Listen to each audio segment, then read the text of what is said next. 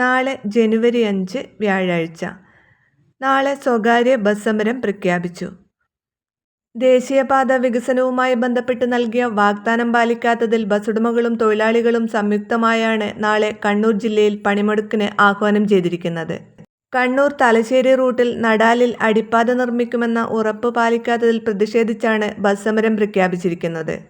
അടിപ്പാതയില്ലാത്തത് പ്രദേശത്ത് കടുത്ത ഗതാഗതക്കുരുക്കിന് കാരണമാകുമെന്ന് ചൂണ്ടിക്കാട്ടിയാണ് സംയുക്ത ബസ് സമരസമിതി നാളെ പണിമുടക്കിന് ആഹ്വാനം ചെയ്തിരിക്കുന്നത്. ജില്ലയിലെ പ്രധാന പാതകളിൽ ഗതാഗതം സ്തംഭിക്കുന്നതോടെ സാധാരണക്കാരായ യാത്രക്കാർ നാളെ വലിയ ദുരിതത്തിലാകും. കണ്ണൂർ ജില്ലയിലെ ഭൂരിഭാഗം സ്വകാര്യ ബസ് ഉടമകളും നാളത്തെ സമരത്തിൽ പങ്കെടുക്കും.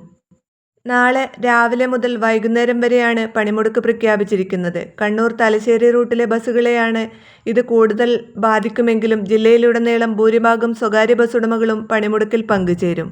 ബസ് ഓപ്പറേറ്റേഴ്സ് കോർപ്പറേഷൻ, കണ്ണൂർ ജില്ലാ കമ്മിറ്റിയും തൊഴിലാളി സംഘടനകളും സംയുക്തമായാണ് പണിമുടക്കിന് ആഹ്വാനം ചെയ്തിരിക്കുന്നത്. വീഡിയോ ലൈക്ക് ചെയ്യാനും ഷെയർ ചെയ്യാനും മറക്കരുത്.